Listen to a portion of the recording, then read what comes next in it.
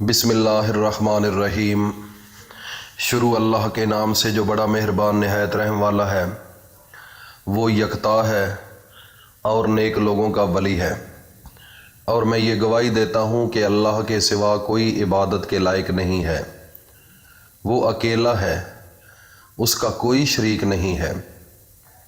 اور میں یہ بھی گواہی دیتا ہوں کہ حضرت محمد الرسول اللہ صلی اللہ علیہ وآلہ وسلم اللہ کے آخری نبی اور اس کے رسول اور بندے ہیں۔ اے میرے اللہ، میرے نبی حضرت محمد مصطفیٰ صلی اللہ علیہ وآلہ وسلم پر اور ان کی آل پر اور ان کے تمام صحابہ اکرام رضی اللہ تعالی عنہم اجمعین پر اپنی خاص رحمت، برکت اور سلامتی نازل فرماؤ۔ میرے بھائیوں اور دوستوں، میری ماؤں، بہنوں، بیٹیوں، اللہ تعالیٰ نے ہم پر اتنا بڑا احسان کیا کہ ہمیں آخری نبی کا امتی بنا دیا۔ اگر وہ چاہتا تو ہم پہلے بھی پیدا ہو سکتے تھے، ہم کسی اور مخلوق میں بھی جا سکتے تھے، اللہ ہمیں پرندہ بنا سکتا تھا، جانور بنا سکتا تھا، یہ سب کچھ اس کے اختیار میں ہے۔ لیکن اللہ نے ہم پر کتنا بڑا احسان کیا کہ ہم کو آخری نبی کا امتی بنا دیا۔ پہلے جتنے بھی پیغمبر آئے، اللہ کے نبی آئے، آدم علیہ السلام سے یہ سلسلہ شروع ہوا، اور وہ اپنے دور میں یہ دعائیں مانگتے رہے کہ یا اللہ ہمیں آخری نبی کا امتی بنا دے۔ لیکن ہم نے مانگی بھی نہیں یہ دعا، لیکن اس کے باوجود اللہ رب العزت نے ہم پر کتنا بڑا احسان کیا کہ بغیر مانگے ہمیں آخری نبی کا امتی بنا دیا۔ اگر اس ایک احسان کو سامنے رکھ لیں تو خدا کی قسم ساری زندگی ہم سجدے سے سر نہ اٹھائیں۔ ہم اللہ کا شکر ادا کرتے رہے، لیکن اس چیز کا بھی شکر ادا نہیں کر سکتے۔ وہ پہلے نبی کیوں دعائیں مانگتے تھے آخری نبی کا امتی بننے کے لیے؟ ان کو پتہ تھا کہ شان کے حساب سے، عزت کے حساب سے، رحمت اور برکتوں کے حساب سے سب سے اعلیٰ و افضل آخری نبی ہوں گے اور ان کی امت ہوگی۔ اس لیے میرے بھائیوں اور دوستوں، اس وجہ سے وہ دعائیں مانگا کرتے تھے۔ لیکن ہم نے تو دعا نہیں مانگی، اللہ نے بغیر مانگے سب کچھ عطا کر دیا۔ ایک تو سب مخلوق میں سے سب سے افضل مخلوق انسان ہے۔ اللہ تعالیٰ فرماتا ہے کہ میں نے انسان کو اشرف المخلوقات بنایا۔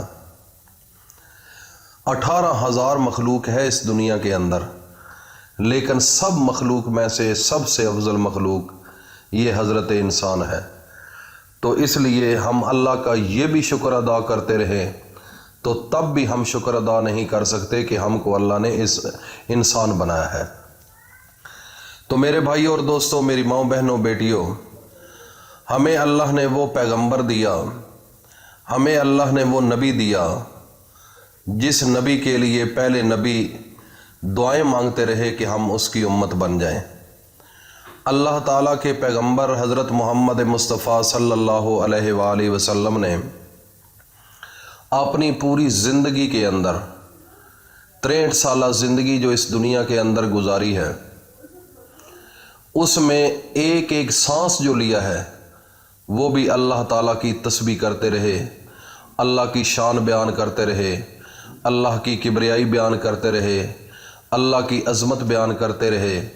تو ہمیں یہ بہت بڑا شرف حاصل ہوا کہ ہم اس پیغمبر کے امتی ہیں جن کو اللہ پاک نے اس دنیا پر بھیجا اور بھیجنے سے پہلے پوری کائنات کو سجایا۔ جس طرح اس دنیا کے اندر کوئی انسان جلسہ کرتا ہے، مولوی یا کوئی سیاسی پارٹی، اس سے پہلے چھوٹے لوگ آتے ہیں، اس سے بڑے، اس سے بڑے، اس سے بڑے، آخر میں جس کے لیے وہ سٹیج یا جلسہ کروانے کے لیے سارے انتظام کیے جاتے ہیں، جب وہ جلسہ کر کے جاتا ہے تو اس کے بعد وہ سٹیج کو ختم کر دیا جاتا ہے، اس سٹیج کو توڑ دیا جاتا ہے۔ اسی طرح اللہ رب العزت نے نبوت کا جو سٹیج بنایا تھا، آدم علیہ السلام سے یہ سلسلہ شروع ہوا، تو اللہ کے پیغمبر آتے گئے، اللہ کے نبی آتے گئے، وہ اپنی اپنی تبلیغ کرتے گئے، لیکن آخر میں جب سب سے بڑے نبی، سب نبیوں کے امام حضرت محمد مصطفیٰ صلی اللہ علیہ وآلہ وسلم آئے تو اس کے بعد نبوت کا سٹیج توڑ دیا گیا۔ اس کے بعد نبوت نہیں آئے گی، کوئی نبی نہیں آئے گا۔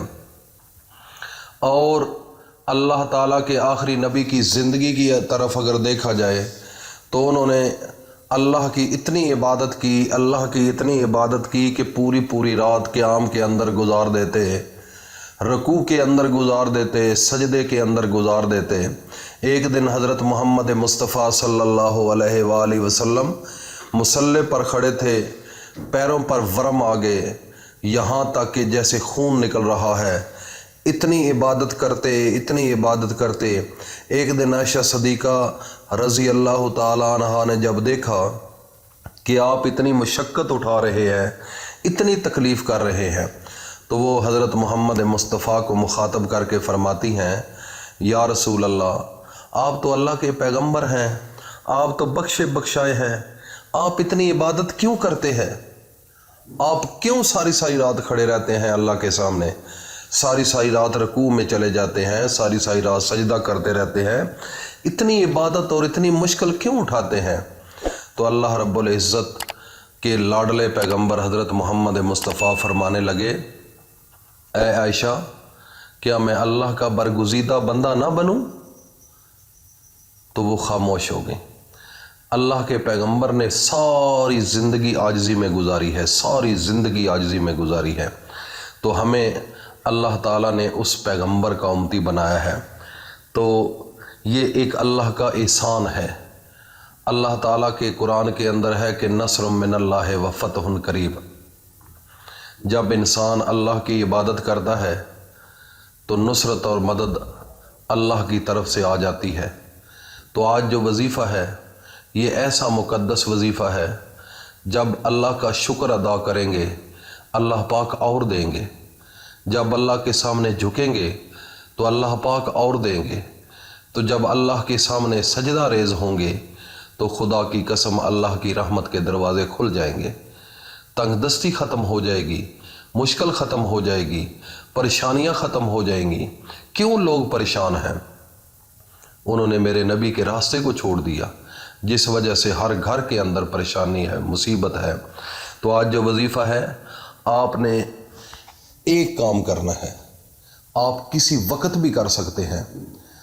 ایک چھوٹی سی آیت ہے، نصر من اللہ و فتح قریب، یہ اللہ کے پیغمبر کی پسندیدہ دعا ہے، اور اللہ تعالیٰ کی نصرت ہوتی ہے، اللہ کی مدد آ جاتی ہے۔ تو آپ نے کوئی مصیبت آ جائے، پیسے کی کمی ہو، کوئی مشکل ہو، آپ نے وضو کر کے 3 بار اول و آخر درود شریف پڑھنا ہے، اور 313 مرتبہ آپ نے ان کلمات کو ادا کرنا ہے، نصر من اللہ و فتح قریب۔ اس کے بعد اللہ کے سامنے ہاتھ اٹھا لینے ہیں، جس چیز کی طلب ہے، جس چیز کی خواہش ہے۔ اگر کوئی بڑی سے بڑی مصیبت آ جائے، پہاڑ سے بھی بڑی، اللہ کا قرآن ہے، آپ اس پیغمبر کے امتی ہیں، اگر صدقے دل کے ساتھ ان کلمات کو ادا کرو گے، سچی نیت کے ساتھ، خلوصی نیت کے ساتھ، اور مکمل ایمان کے ساتھ اور یقین کے ساتھ، اللہ کی رحمت، برکت اور مدد اسی وقت آپ کو گھیرے میں لے لے گی اور آپ کی مشکلات کو حل کر دے گی۔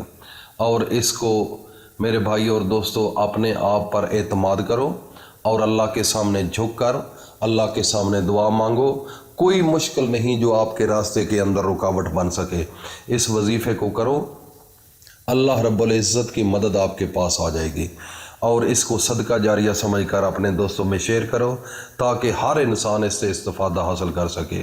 اللہ پاک ہم سب کا حامی و ناصر ہو۔ السلام علیکم ورحمۃ اللہ وبرکاتہ۔